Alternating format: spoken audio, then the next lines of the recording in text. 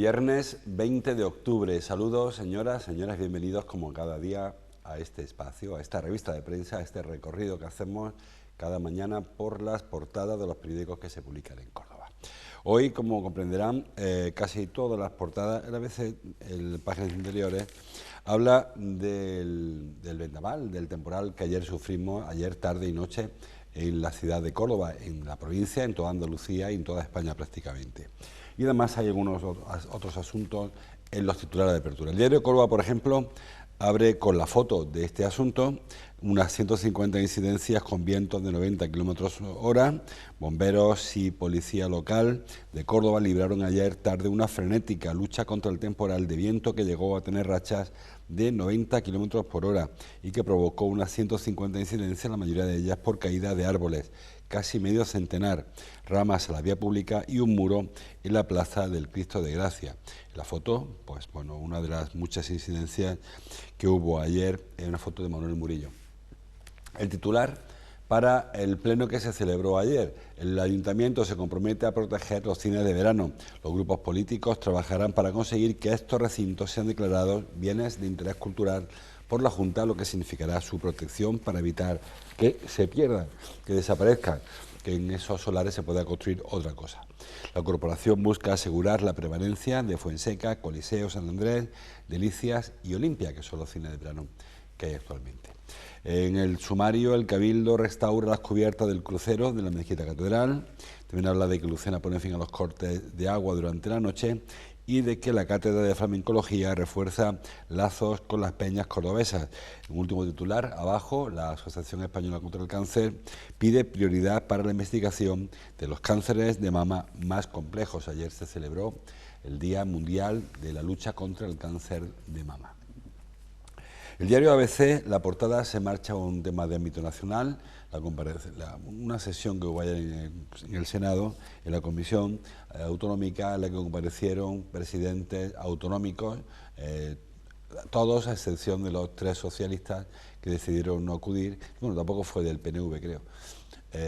Y fueron todos los del PP más este hombre, Pérez Aragonés, que fue quien protagonizó la sesión. Realmente fue un cara a cara de él contra todos. Él decidió irse, nada más a hablar, y eso es un poco lo que refleja esta fotografía. El Senado responde al órdago de Aragonés y el silencio de la Moncloa, clamor autonómico contra la indignidad, entre comillas, indignidad de Sánchez. El presidente catalán acude a la Cámara Alta para reiterar a Sánchez que la amnistía es el punto de partida y el destino, votar la independencia, pero se marcha sin escuchar a los varones del PP defender la igualdad entre españoles. Bueno, en páginas interiores sí que hay temas locales. El diario El Día, la foto también es para el temporal de ayer, para la borrasca Alín. Alín deja más de 140 incidencias, el viento provoca la caída de árboles, farolas y cables y los trenes se ven retrasados. La foto, que es de Juan Ayala, para uno de los problemas, en este caso en el Paseo de la Victoria, donde cayó una enorme palmera. Ahí la tienen, en el paso junto a la Puerta de Gallegos. Una palmera que se desplomó entre los kioscos que hay ahí, los kioscos de Arropía y de la prensa, cayó esa enorme palmera. Reina Sofía, dice el diario El Día, utiliza la inteligencia artificial frente al cáncer de mama. Se incorpora para el cribado que se está ampliando a grupos de menor edad. Este año se han realizado 37.621 controles y se han detectado 172 tumores. Dice el diario El Día que el Gobierno afirma que la Junta puede ejecutar el trasvase de Puente Nuevo. Recuerda que la ejecución de la infraestructura requiere un largo plazo. Y también dice que las ventas de Córdoba al exterior caen un 7% a consecuencia de la sequía. La balanza comercial se mantiene aún en superávit porque no todo depende de la sequía. Fundamentalmente es el aceite el que ha tirado abajo de la balanza exterior, pero aún se mantiene el mayor producto que se exporta, que es el cobre. No tiene que ver con la sequía, lógicamente.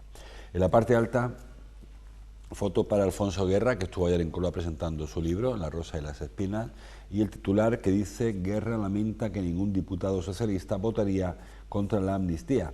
Bueno, una frase un poco rebuscada, lo que viene a decir que no se vota en conciencia, sino que se vota según dictamina el partido, que es algo que se ha hecho siempre en el PSOE, en el PP y en casi todos los partidos. Cuando el secretario del grupo levanta la mano, indica si hay que votar sí, no, abstención, y el resto, pues en ocasiones ni están ni escuchando lo que dice en la tribuna. También en la parte alta, la restauración de los brazos del crucero de la Mezquita Catedral culmina tras 2 años. Información en el Día de Córdoba. Bueno, vamos a este análisis. Empezamos por el tema del vendaval. Leíamos 150 incidencias aproximadamente. Es verdad que es complicado hacer el recuento total, y tenemos algunos de los episodios que vivimos. Bueno, ahí está Sadeco intentando retirar un árbol, no sé si cabe ahí dentro, parece que no. Y cayeron árboles, cayeron farolas incluso. Ahí tenemos la palmera que se desprendió, se desplomó en la Puerta de Gallegos. Fue un milagro que no provocara daños, porque fue quizá el incidente más aparatoso. También se desplomó un muro en el Alpargate, un trozo de pared en el Alpargate, y vean la enorme palmera que cayó, que bueno, pues afortunadamente no había nadie a esa hora y no hubo heridos ni casi daños materiales, a pesar de lo aparatoso del incidente. Hubo un total, como dice la policía local y los bomberos, en torno a 150 incidencias. Hubo 2 heridos, uno en Trasierra y otro en Adamuz. En el de Trasierra fue a consecuencia de un toldo que se soltó y golpeó a un transeúnte, a un hombre en la cabeza, y en Adamuz, pues una rama de árbol cayó sobre un coche en marcha y hirió al conductor del vehículo. Son los 2 únicos incidentes que han provocado daños personales, en principio, según la primera contabilización. Luego, evidentemente, habrá que seguir avanzando. Por ejemplo, el tema en cuanto al conteo, hablan los periódicos de que cayeron 15 litros en la tarde de ayer. Probablemente sean más si se cuentan algunas otras horas. En el pantano de Framuriano sí que cayeron 90 litros por metro cuadrado, es una cantidad ya bastante más respetable, y sí tendrá probablemente luego una repercusión en los embalses. No se van a llenar de un día para otro, evidentemente, pero todo el agua que cayó a la sierra sí que va a ir ahora desplazándose por los arroyos, por los ríos, hasta los embalses, y algo debe notarse, porque ayer sí que llovió bastante. Una de las consecuencias del paso del temporal, de la borrasca Alín, es que el Flora, por ejemplo, ha tenido que retrasarse su apertura desde las 11 hasta las 3. Lo leo, por ejemplo, en Diario Córdoba. Flora retrasa su apertura debido al temporal que afecta a Córdoba. Ayer envió un comunicado urgente la dirección de Flora, en el que explicaba este extremo. Hubo que hacer un trabajo ímprobo ayer por parte de los 5 artistas o grupos de artistas que están trabajando en el montaje de Flora, y hubo que proteger sobre todo las infraestructuras, las instalaciones que están más expuestas, porque hay algunos, el que está en el Palacio de Oribe, por ejemplo, que está muy recogidito, ahí soplaría bastante menos aire, pero los que estaban en sitios más abiertos, por ejemplo en el Patio de los Naranjos, sufrieron bastante. El Patio de Reloj igual está recogidito, aunque según cómo le entre el aire puede entrarle más o menos viento. Hubo que colocar plásticos en algunas instalaciones, en otras hubo que desmontar parte de lo montado para luego volver a hacerlo. Total, que hoy a las 3 se inaugura Flora, está previsto que fuese a las 11 de la mañana, y se hará, sin embargo, a las 3 para dar tiempo a los artistas, a artistas y grupos de artistas, a que culminen la obra y entran en concurso, que es cuando saben que hoy empieza la parte expositiva de Flora, después de algún tiempo, después de bastantes días, 4 o 5 días de montaje. No ha sorprendido a nadie el tema de la borrasca, pero sí quizá la intensidad del viento, que es lo que más ha afectado a Flora. Todos los años llueve por Flora, todos los años llueve por la Feria del Libro Antiguo, pero es verdad que se montan en octubre, que es la época en la que llueve en Córdoba. No digo que haya que cambiar de época, pero que todos los años hacemos esta misma reflexión, que llueve cuando inauguran Flora, pero es que, insisto, es que es la época en la que llueve en Córdoba. Sí, hay poca lluvia garantizada en la ciudad, pero siempre está en torno a esta fecha, a la primera quincena de octubre, cuando llueve, que es cuando se inaugura. Hoy se inaugura también la Feria del Libro Antiguo, hoy sin el Boulevard, el Feria del Libro Antiguo de ocasión, y se inaugura la parte expositiva de Flora, con lo cual, bueno, pues lloverá. Dice las crónicas, lo leo en Cordópolis, lo escribe Carlos Puentes, que la lluvia volverá al cierre del fin de semana con marcado descenso de las temperaturas. Temperaturas mínimas, las máximas se mantendrán casi como ahora. Las mínimas sí que es verdad que van a caer entre 6 y 8 grados y vamos a vivir amaneceres con 10 grados, que hace mucho tiempo que no veíamos un amanecer de esas características, pero las máximas se van a mantener en el entorno que tenemos ahora, en torno a los 20 grados aproximadamente, aunque habrá más humedad, quizás haya una sensación térmica más baja. La lluvia vuelve a partir del sábado por la noche, las nubes vuelven el sábado por la noche. La lluvia probablemente no llegue hasta el domingo a mediodía o incluso domingo tarde. ¿Cuánto va a durar? Bueno, pues es complicado saber cuánto dura esta nueva borrasca. Entra por el Cabo de San Vicente, es decir, por el piquito de la península, por Portugal, por Huelva, y va a ir hacia arriba, hacia el interior de la península.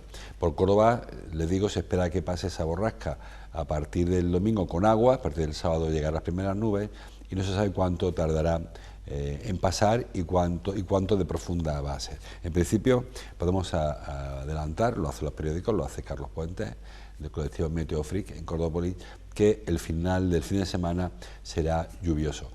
Nos queda hoy que poco a poco las lluvias van remitiendo, se espera poca lluvia para hoy y nada de lluvia para mañana sábado, y repito, hasta la tarde no se producirá algún tipo de perturbación en modo de nubosidad. La borrasca llegará a la vertical de Córdoba el domingo por la tarde, mediodía tarde, que es cuando se espera que llueva. Bueno, pues eso en cuanto a la lluvia que aparece en todos los periódicos. El tema de, por ejemplo, el diario Córdoba habla en su portada en papel de los cines de verano. El ayuntamiento se compromete a proteger los cines de verano.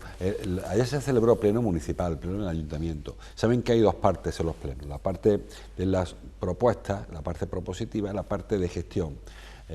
Desde que hay mayoría absoluta, desde mayo, pues la verdad que ha perdido un poco el chiste, porque se aprueba tanto la parte la parte propositiva, las propuestas, las mociones, como en el resto de asuntos, pues lo que decide el Partido Popular. No obstante, sigue habiendo debate.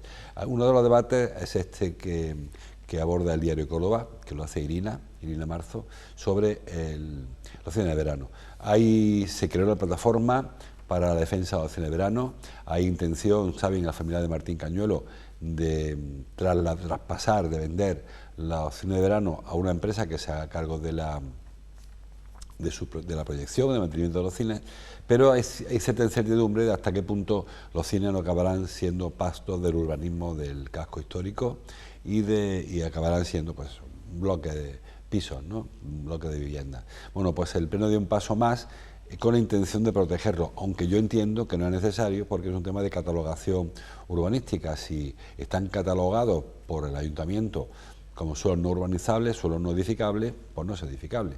Pero en fin, si se le concede esta nueva protección, el de bien de interés cultural, será aún más difícil que algún día se pierdan esos espacios. Otra cosa es que sea rentable o no proyectar películas en el cine de verano. Sabemos que Martín Cañuelo, que era un romántico del cine, no es que pensara hacerse rico con ese negocio. De hecho, había temporadas en las que él confesaba que lo había ido lo uno por lo otro, lo comido por lo servido, pero sí que le gustaba, lo tenía esta ocupación, insisto, más que como una forma de hacerse rico, bueno, una forma de entender la cultura y el cine. Es complicado encontrar otra persona romántica que lo haga así como él. Se ha hablado de varios empresarios que tienen sus intereses legítimos, lucrativos, ganar dinero, y no sé hasta qué punto eso será posible. Bueno, en cualquier caso, el ayuntamiento se compromete a proteger los cines de verano, impulsando la figura del bien de interés cultural para evitar que desaparezca. Y hubo más cosas ayer en el Pleno que no aparecen en los periódicos, o sí. Ayer el Pleno, por ejemplo, aprobó la ordenanza de la comercio ambulante, que introduce algunos cambios. Es más importante quizás el que a partir de que la ordenanza entre en vigor, ahora falta la publicación en el boletín de la provincia y ver si hay alguna alegación que se resolverá o no, se aceptará o no, quiero decir, se resolverán todas. Se podrá vender cualquier tipo de alimento en los mercadillos.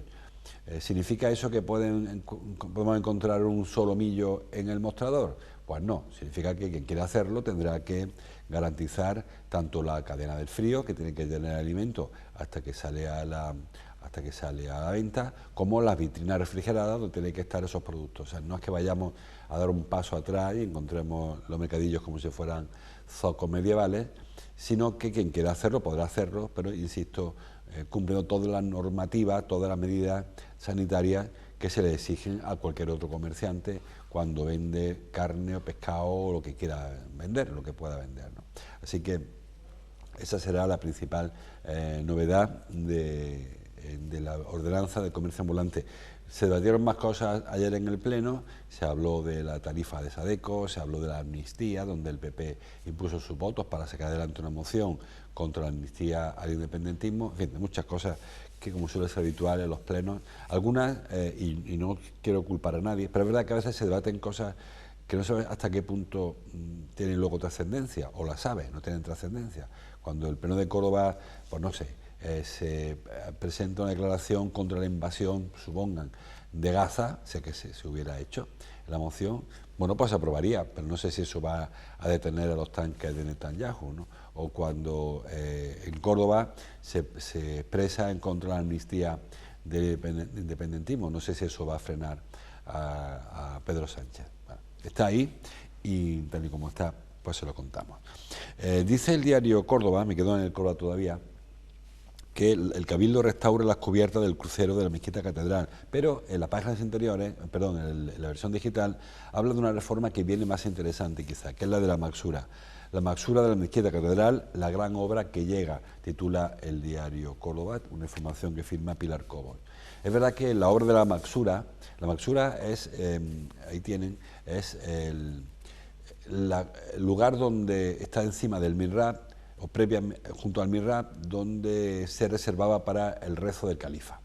La Maxura de Córdoba se construyó por orden de Al-Hakam en el año 960, al principio de su reinado, el de Al-Hakam, y está en el muro de la Qibla, el muro sur de la mezquita catedral, e incluye el mihrab.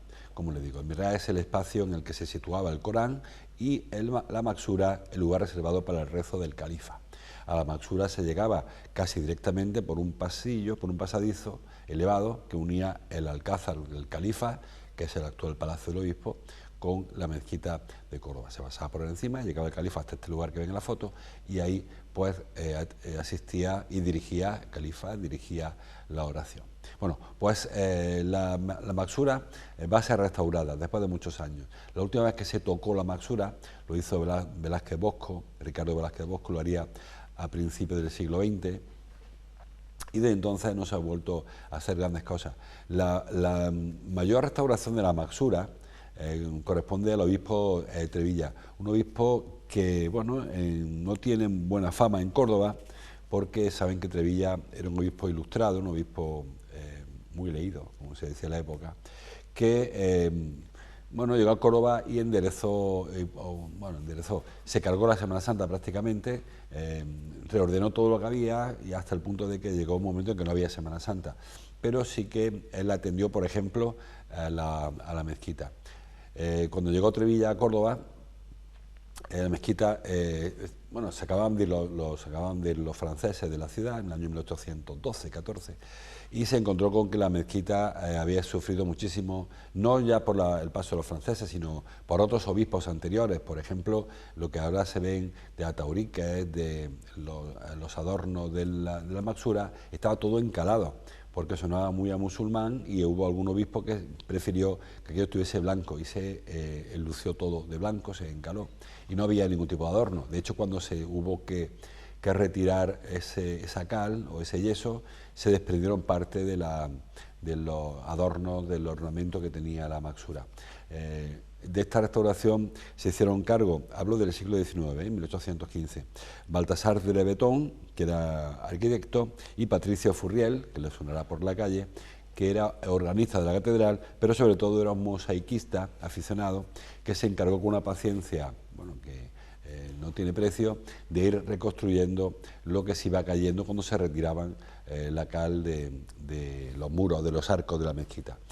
Los arcos que ahora los vemos de color rojo y blanco, pues también como un obispo que le dio por pintarlo todo de blanco, porque aquello sonaba muy a moro, le parecía a él, y decidió que aquello había que pintarlo todo de blanco, y la mezquita por dentro era toda blanca hasta que se fue eliminando, suprimiendo aquellos añadidos. Bueno, pues desde la época de Trevilla, del obispo Trevilla, un obispo que, como le digo, está bueno, muy señalado por las cofradías, aunque hizo cosas buenas también, por muchas cosas buenas, pues Trevilla protagonizó o dirigió aquella primera restauración de la Maxura, siglo XX a principios.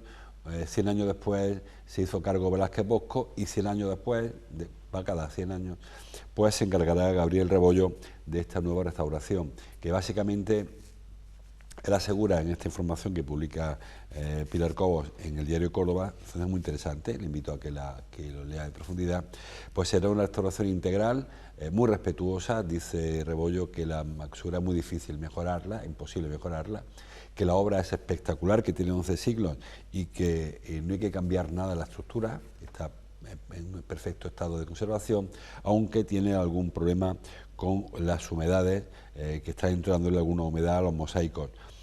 Y bueno, y eso es lo que se va a tratar. Se van a tratar las cubiertas también, y a partir de ahí hacia abajo se van retirando humedades, que es el problema que tiene fundamentalmente. Así que un trabajo que costará 3,5 millones de euros y que probablemente comience antes de que termine el año. A lo mejor hay que esperar al principio de año, porque se va a aprovechar este trabajo para radiografiar, para hacer un estudio de profundidad del estado de las vigas originales, insisto, de la Maxura. En la mezquita hay muchas vigas que se sustituyeron con el paso del tiempo, pero hay otros elementos que se mantienen desde hace más de 1000 años, de hace 10 u 11 siglos en algunos casos. Esta parte de la Maxura corresponde a la ampliación de Abderramán III, hablamos de eso, 900 y pico, la última ampliación, la de Almanzor, ya siglo XI. Bueno, pues eso, calculen 10 o 11 siglos los que tiene la parte nueva de la mezquita, y algunas de los elementos siguen todavía manteniéndose desde esa época. Bueno, se hacían cosas en condiciones, parece, en esa época. Seguimos avanzando. El diario en Cordópolis leo un asunto en cuanto a veladores. Titula: Urbanismo denuncia que la mayoría de los hosteleros piden muy tarde el permiso para sus veladores. Bueno, yo en principio no entiendo, lo firma Alfonso Alba en Cordópolis, no entiendo esto de que urbanismo denuncie. Urbanismo, si tiene algún problema, lo que tiene que hacer es aplicar la normativa y se acabó. Dice urbanismo que los hosteleros, los restauradores, agotan el plazo hasta el ultimísimo día para pedir la licencia para instalar veladores, y que eso hace que cuando comienza el año, porque el plazo acaba el día 31 de diciembre para los veladores en zonas saturadas, en zonas que le llaman de ordenación conjunta, cuando acaba el plazo no da tiempo a ver la licencia, y de manera que se instalan veladores sin permiso, que luego con el tiempo se van regularizando. Bueno, yo insisto, no sé por qué denuncian. La solución sería acortar el plazo en vez del 31 de diciembre, ponerlo, no sé, al día 15 de diciembre o al día 1 de noviembre, día 1 de diciembre, y tener ese mes para tramitarlo y empezar el 1 de enero con los veladores en su sitio. Es decir, que no sé cuál es el problema. Hay dos plazos distintos, uno para veladores en zonas saturadas, en zonas de ordenación conjunta, y otra para el resto de la ciudad. Los primeros acaba el plazo el 31 de diciembre, y los siguientes acaba el 28 de febrero, 29, que este año que viene bisiesto, 29 de febrero acaba el plazo para la siguiente zona. ¿Cuáles son las zonas estas saturadas?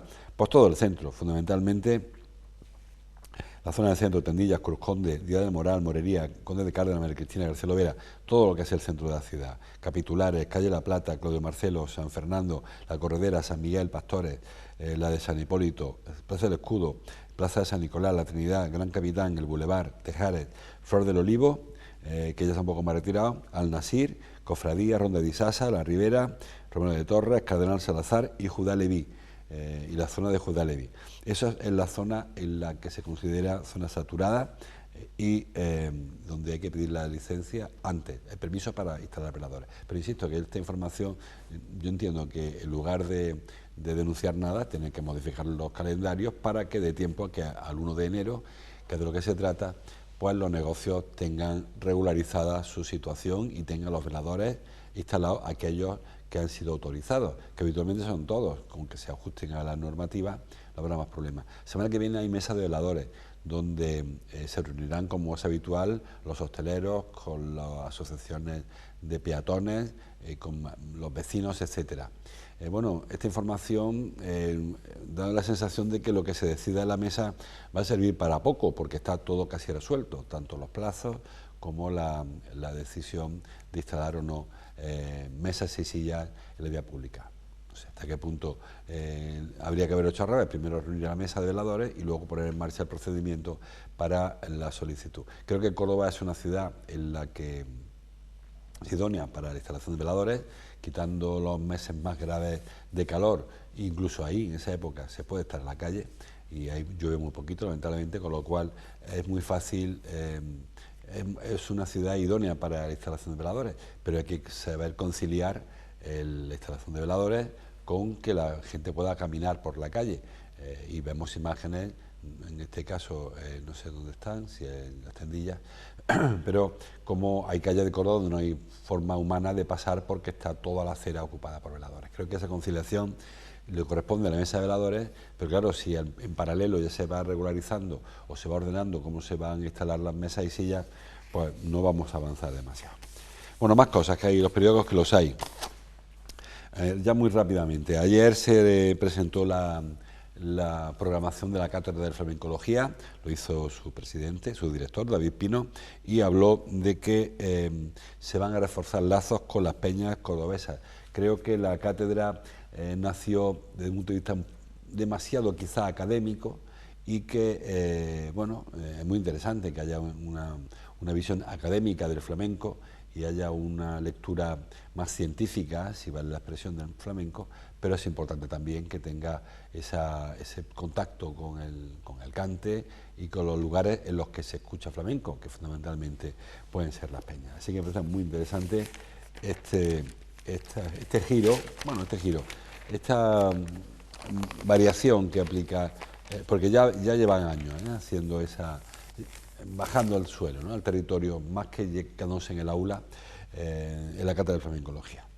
Bueno, más cosas que los periódicos locales, todavía hay referencia en los periódicos, en el diario Córdoba, perdón, en el ABC solo, el resto ya no, al entierro al funeral por Álvaro Prieto, llanto multitudinario por Álvaro Prieto, dice la página 2. Los periódicos saben que la familia pidió que le dejase respetar, que le dejasen llorar a Álvaro en la intimidad, una ceremonia más tranquila, y los periódicos, todos se hace referencia y eco de este asunto, lógicamente, pero han sido bastante discretos. Los periódicos y las teles también lo verían también nuestra información, como nosotros quisimos ser muy respetuosos con la familia. Hay quien, bueno, pues todavía está dando vueltas a este asunto, y la foto de Valerio Merino aparece aún en los periódicos, en este caso en el diario ABC. Por acabar con este asunto, el diario El Día, las ventas de Córdoba al exterior caen un 7,2% por la sequía, les comentaba antes. Fundamentalmente se trata del descenso en el aceite, que es el que ha hecho descender las exportaciones, pero aún así sigue habiendo un balance comercial positivo, es decir, vendemos al exterior más que compramos desde el exterior. Que no sé si es bueno o malo. En principio saben que a veces los indicadores nos dicen una cosa, pero realmente, es decir, vender mucho al exterior significa que estamos produciendo para afuera, y comprar menos de fuera significa a veces que no somos un mercado atractivo para ciertas empresas. Se puede hacer la lectura al contrario. Vendemos mucho porque nuestro producto es valiosísimo y compramos poco porque no nos hace falta, o compramos menos de lo que reclamamos. Cada cual que lea como quiera. En principio, Córdoba exportó 1.868 millones de euros en los primeros 8 meses del año, que significa un decremento del 7,2% con respecto al año anterior, a consecuencia del campo, de los productos agrícolas. Y el tema del cáncer, y con eso terminamos, lo leo también en el diario El Día, creo que eso era El Día. Titula el diario El Día, si lo encuentro, Elena Sofía utiliza, no sé cómo lo pone en digital. Bueno, Elena Sofía utiliza la inteligencia artificial frente al cáncer de mama. Ya se celebró el Día Mundial de la Lucha contra el Cáncer de Mama, con datos, como siempre, con los números con diagnósticos, con la supervivencia del cáncer, que es lo más interesante. Pero hubo dos datos que me parecieron muy interesantes ayer de esta jornada del cáncer de mama. Esto es una jornada que hubo en el IMIBIC, Instituto Maimónides. Digo, dos datos muy interesantes. Primero, decía Auxiliadora Cabanal, la presidenta de la Asociación Española contra el Cáncer en Córdoba, que el 20% que el cribado del cáncer de mama evita el 20% de los fallecimientos. Es decir, si este año ha habido 100 fallecimientos, por ejemplo, si se hubiesen cribado, 20 de esas personas, mujeres, no hubieran fallecido. Es muy interesante este asunto. El cribado fundamentalmente son, en el caso de cáncer de mama, la mamografía fundamentalmente.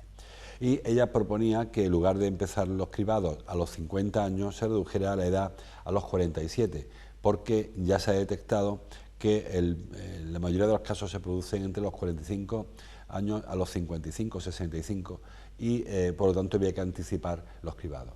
Pero luego hubo otro dato que también me parece muy interesante, y ya sí que termino, que me voy de hora, que aportó el delegado del Gobierno andaluz, y es que el 75% de que el 25% de las mujeres que son llamadas al mamógrafo no acuden, si por desconocimiento, porque les pilla mal la fecha, por lo que sea, pero no van.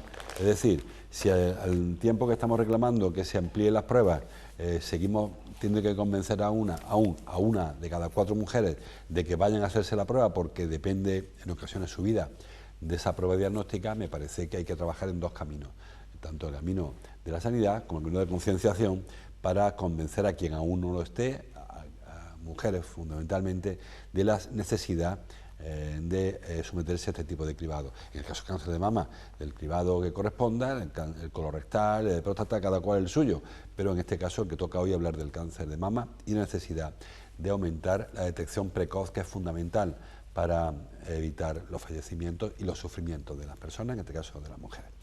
Bueno, hay mucha más información que me dejo, así que como cada día les invito a que sigan avanzando en internet, en las radios, en las teles, en los periódicos, sobre todo en PTV. Más información en los servicios informativos tenemos de PTV a las 2 y a las 8:30, magazine en la tarde, mucha más programación, y volvemos nosotros ya el lunes para seguir avanzando en lo que publiquen los periódicos de Córdoba durante el fin de semana. Hasta entonces, como siempre, gracias por su atención.